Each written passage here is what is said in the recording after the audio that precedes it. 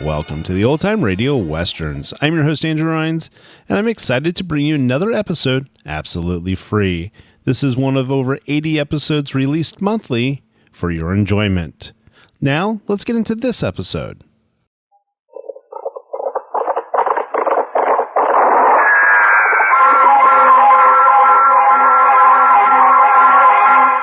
Around Dodge City and in the territory on West, there's just one way to handle the killers and the spoilers, and that's with a U.S. Marshal and the smell of Gunsmoke.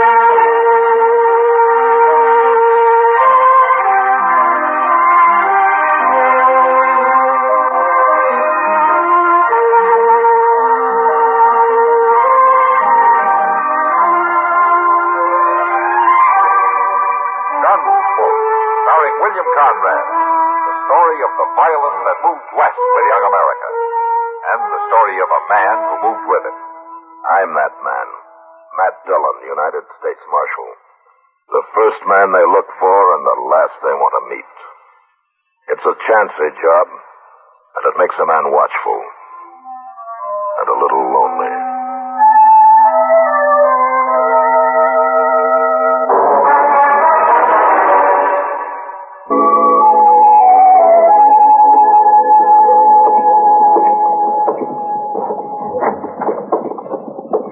Good morning, Chester. I ain't at all sure about that, Mr. Dillon. Sure about what? But it's a good morning. Well, it's the only one we're going to get, Chester. Is that fresh coffee? No, it ain't. That's the batch I boiled up last night. No. I ain't had time to make no fresh yet. Why?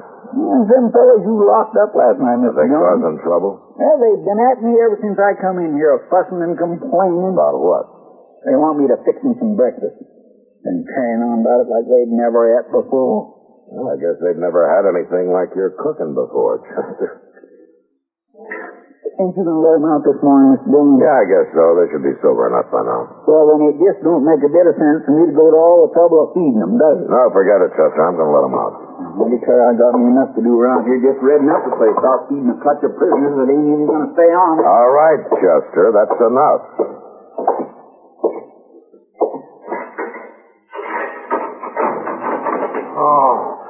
You two can come out now.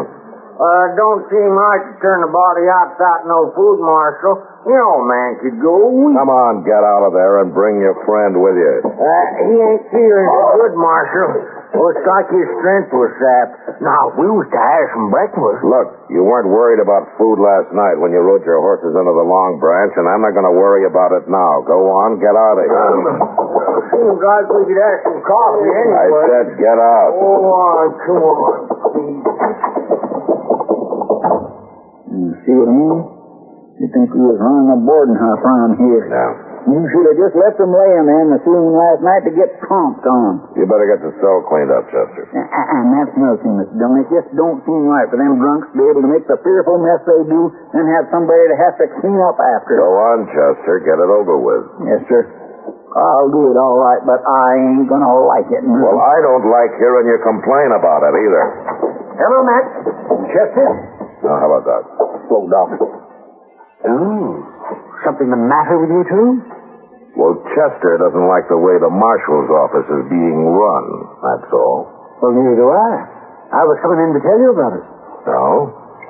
All right, Doc, what's on your mind? Some drunken drover jumped into my buggy last night out in front of the office and raced it down the street. Oh, did he bring it back? He couldn't. He turned it over going around the corner. You know who it was? No idea.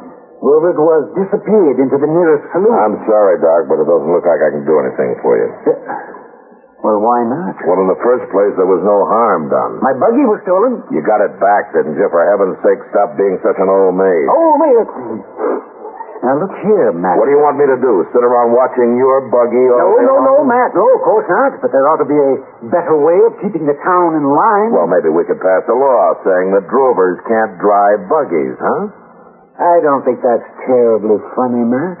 All I'm saying is that Must be something you can do. Look, Doc, I've had fevers and ague that you haven't cured. But at least when you come into my office, I try to help.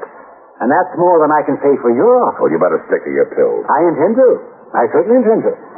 I won't be wasting any more time around here. You can be sure of that. I'm sorry, Gilby. I didn't mean to run you down. Oh, you looking for the marshal? Yes. Go right on in for all the good it'll do you. I'm getting out. Well, doctor seemed a little upset. Yeah, well, Doc gets that way sometimes. What can I do for you, Dobie? Well, the truth is, Marshal, I've come to register a complaint. Well, you're going to have to stand in line. How's that? Oh, never mind. What's your problem? Oh, well, Marshal, those chairs, those chairs I have sitting along in front of the hotel along the boardwalk there? Yeah. Well, people keep sitting in them. Well, I guess I don't understand. Well, what I mean is those chairs are put there for my hotel guests, and the town loafers have taken over. Never any room for my guests. Have any of your guests complained to you? No. Well, how do you know that they'd want to use them? Well, I know. I just know, that's all. I see. Now, what do you want me to do about it? Well, Marshal, the Dodge House has a reputation to uphold. And it isn't helping any. Every lazy, good-for-nothing in Dodge spends the day whittling or sleeping right at the front door. I want you to tell those men they can't do that anymore. You asking me to be a doorman, Mr. Dobie? Well, no, of course not. Well, I have two suggestions for you, Mr. Dobie. Either tell the loafers you speak of to move along, or you take away the chairs. Now, I can't see that that's too much of a problem. Besides, I've never seen one guest at the Dodge House sit on that boardwalk in all the years that I've been here.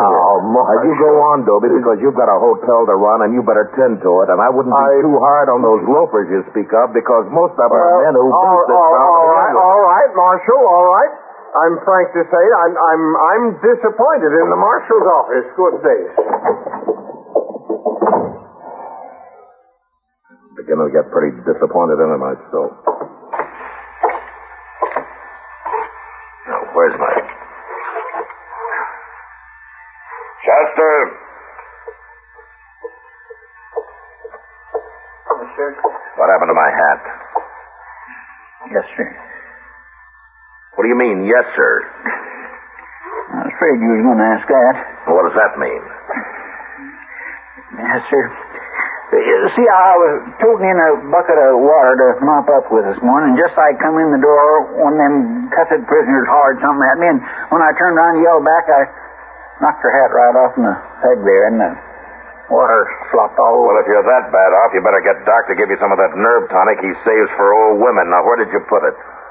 The bucket? Where did you put my hat, Chester? Yes, sir. I was trying to dry it out over the stove. Oh, come on, Chester, come on. I just got it a little bit too close. Burned the top clean out of it, Mr. Jones, so I just kind of throwed it out. You threw it out? Wasn't nothing left but the brim, Mr. Jones, and you'd look kind of foolish just going around in that. The brim. All right, Chester. Where are you going, Mr. I am going to the store, Chester, to get myself a new hat so that I won't look so foolish. If that's possible.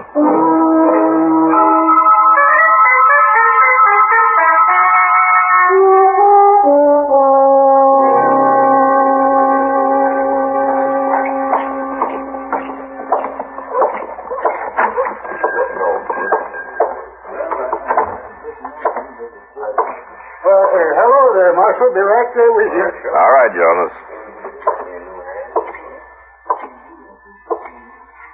Well, hello, Marshal Dillon. Hello, Miss Bagley. No, I was going to call on you at your office later today, but now I won't have to, will I? Meeting you in the store this way. No, ma'am, I guess not. You know, Marshal, several of the town ladies have been meeting at our home from time to time to discuss matters affecting our community. Uh-huh. And frankly, Marshal, we've been disturbed about the way things have been going on in Dodge. Oh? Is that so? Yes, Marshal. I was talking to the ladies about it last night. bottles all over the street and noise and shootings every time the Texas herds come in. Uh-huh. And we ladies feel that perhaps the law might keep things just a little better under control. Well, I tell you something, Miss Bagley. Maybe you... Excuse me, there's Mr. Bagley. He's come to take me home in the buggy. I guess I'll have to come to your office after all, Marshal. Yeah, why don't you do that? All right, Marshal, I can take care of you now.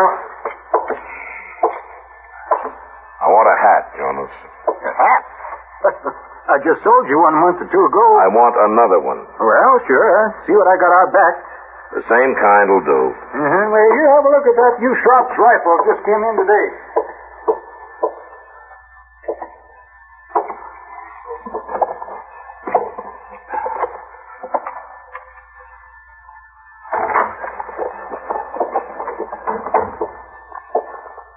Reach. What? Why, Luke Gilmore, you old sheep herder, you. How are you? When'd you get into town? I just rode in. I got the dry throat and cancer. Well, we better fix that up. Jonas! Yes, I've almost found him, Marshal. No hurry. I'll be back later. Come on, Luke. I'll buy the first. I won't give you an argument.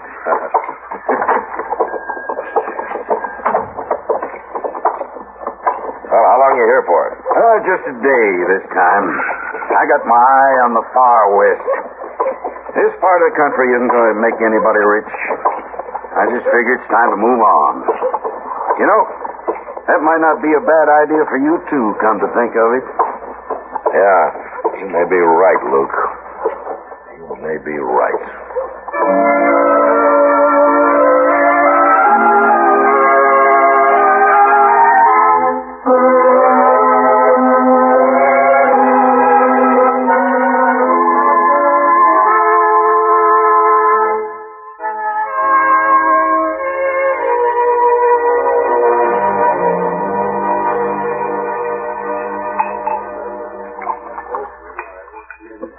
Well, you make it sound like a fortune's just lying there waiting for us. Well, it is, Matt. I tell you it is. But now that the railroad is joined up, there's just no telling what a man could do for himself out there. I know, but a lot of gold rushers came back with holes in their britches. Sure they did, Matt, but this is different. Things are starting up now that'll last. Well, you know, you could set yourself up your own town. You're aiming pretty high, aren't you, Luke? Sure, I'm aiming high, Matt, and you should, too. What do you figure you'll ever get out of Dodge? Nothing more than I can carry. That's right. That's absolutely right. You're eating dust and dodging bullets and chasing every penny ante bad man on the prairie, isn't that right? That's about it. You're frying in the summer and freezing in the winter. Nursemaid in a town that doesn't even thank you for it. You know, you always were one to talk up a storm, Luke. I'm talking sense, Matt. I'm right and you know it. Well, you can stay on here and spend your life for this town and get no thanks for it. Now, isn't that so? I don't get paid in thanks. Or much else either. Well, I'm on my way, Matt.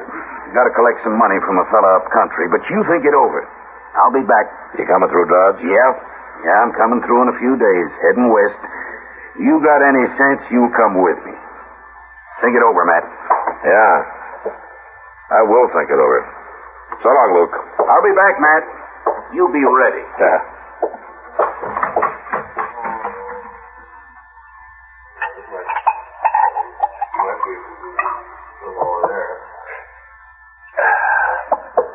Well, it's been a long time since I've seen you take a drink before noon. Oh, hello, Kitty. You gonna ask me to sit down? Oh, sure, sit down. That fellow an old friend of yours? Matt? What? Oh, for heaven's sakes, if I'm bothering Oh, no, I'm sorry, Kitty. I was thinking. What did you say? It's kind of early to be wool gathering. I just asked you if that fellow was an old friend. Yeah, Luke Gilmore. I know him in Texas. Oh, you're making some plans with him? I don't know yet, Kitty. But it just might be.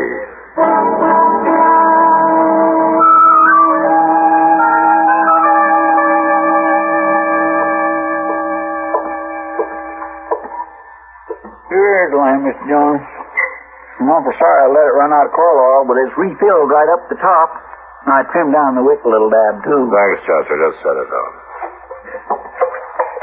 Anything else I could get you, Mr. Dillon? Nice cup of coffee? No, thanks, Chester. I'm going to turn in. Maybe a fresh pail of water? I'd go fetch it from the well. No, you just brought one, did you? Oh. Yes, well, then I'll just see if this window's open nice and wide. Oh, for goodness sakes, Chester, will you stop fussing around like a mother hen? What's the matter with you? Ain't nothing really the matter. I just gotta come right out with it, Mr. Dillon. Come out with what? Everybody's talking about how you're as out as a bull in a thorn thicket these last few days. Miss Kitty and Doc and me was wondering if maybe there's anything wrong. I don't know. What do you mean? Oh, never mind, Chester. It's not important, no. Why don't you get on out of here and let me get some sleep? Huh? All right, Mr. Dillon. Yes, sir. Good night, Chester. Good night, Mr. Dillon.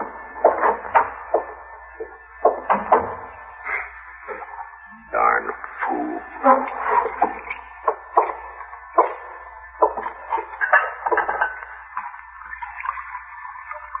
Marshal? What? Well, hello, Long Robe. How did you get here? Door not locked? Oh, won't you sit down? No. Want Marshal come. Come? Come where? Long Robe show. Well, all right, Long Robe, in the morning. No wait. You mean you want me to ride out with you now?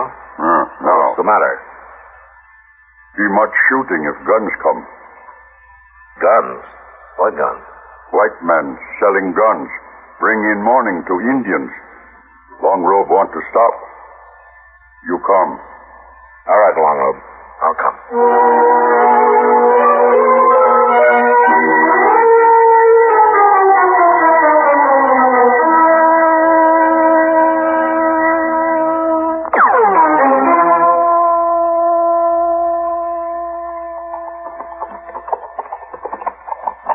Trees by river.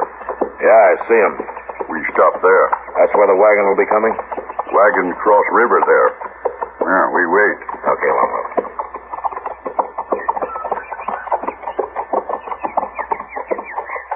Here. Stop here. Yeah.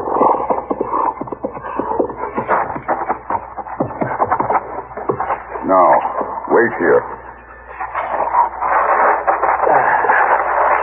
Oh, that's better. I'm tired. But Marshal no sleep. Marshal man of plains. Marshal keep good watch. Tell me something, Long Robe. Why didn't you go to the Army at Fort Dodge about this? Why did you come to me? No one soldiers. Well, they'd have gotten the gun runners for you. Soldiers not know. What do you mean they don't know? This is their business. Soldiers not know Indians. Soldiers come. Soldiers go away. Soldier not man of plains. Well, what's that got to do with stopping some gun runners? Soldier stop gun runners. But soldier go get Indian, too. Punish Indian. Start more trouble. You don't think the Indians should be punished? Long Robe punish Indian. Keep trouble in tribe. No shooting. I guess you will at that. Indian need help from white man. But white man must know Indian. Well, lots of white men know Indians. I'm not the only one. To Long Robe and his people, Marshal the only one. Marshal his friend. We watch now for wagon.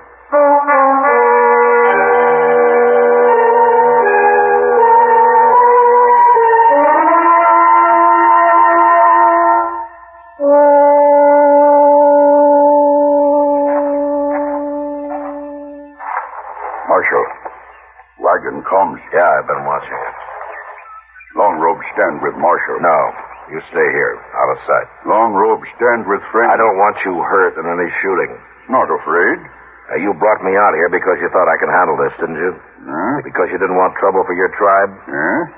There'd be plenty of trouble if you were shot, Long Robe. Every Indian on these plains would fight if their chief was killed. Marshal talks true. All right, then. You stay down. I'll go out there now, and I'll tell you when to come.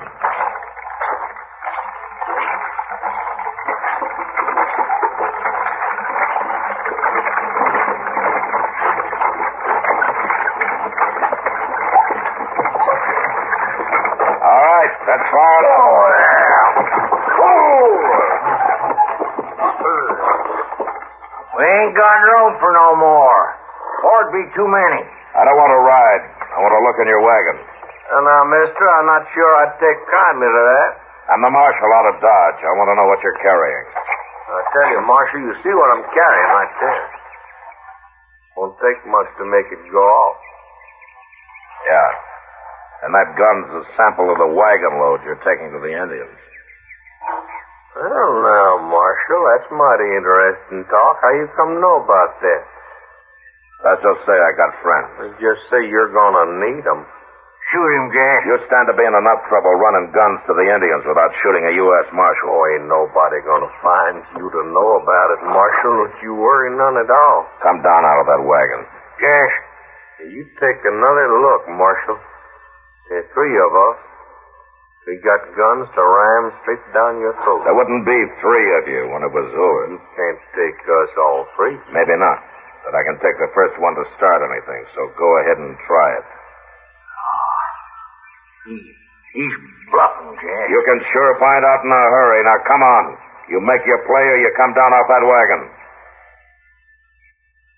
No man wear a tin badge can face me down. All right, who's next? You killed him. You killed Jess. Does either one of you two feeling brave? You drop your guns and you get down off that wagon. Right now.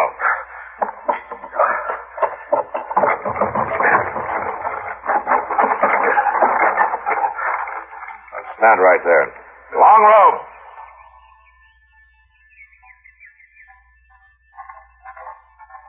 Marshal? Tie him up for me, will you? There's a rope under the wagon seat. I'll put this man in the back.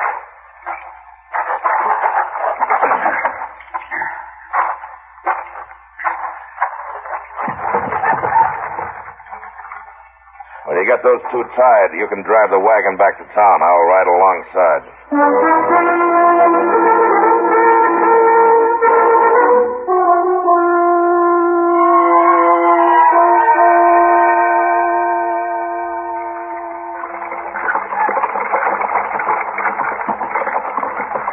You can pull up now, Long Robe. I'll take over here. We're just about in.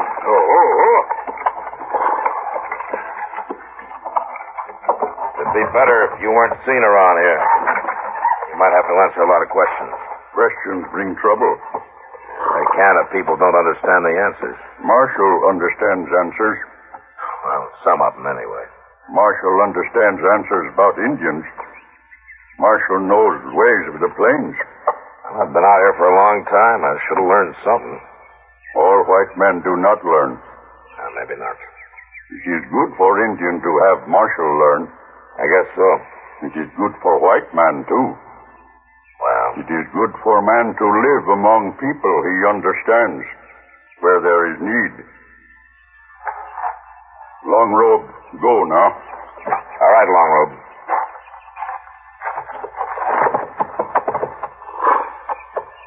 Will your people be moving on soon?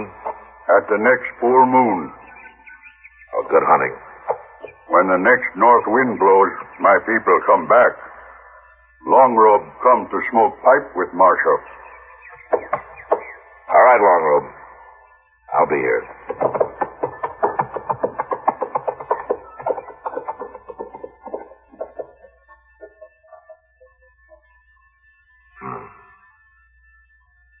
It is good for a man to live among people. He understands.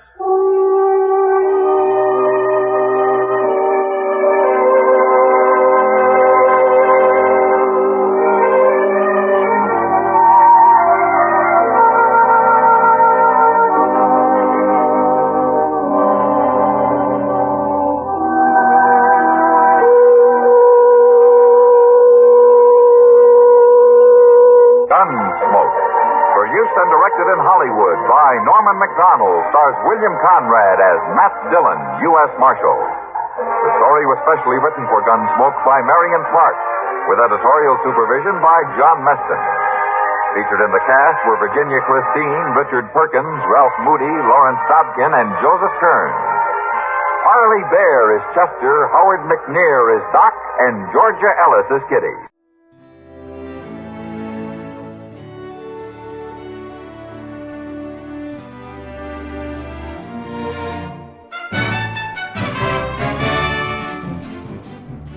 This has been a presentation of OTRWesterns.com, and we hope you enjoyed.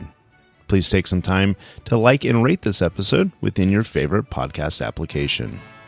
Follow us on Facebook by going to OTRWesterns.com/Facebook, and subscribe to our YouTube channel by going to OTRWesterns.com/YouTube.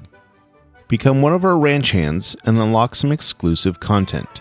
We want to thank the following ranch hand, Steve, who joined us recently. You too can join by going to OTRWesterns.com/donate. Send us an email, podcast@OTRWesterns.com, and you can call and leave us a voicemail, 707-986-8739.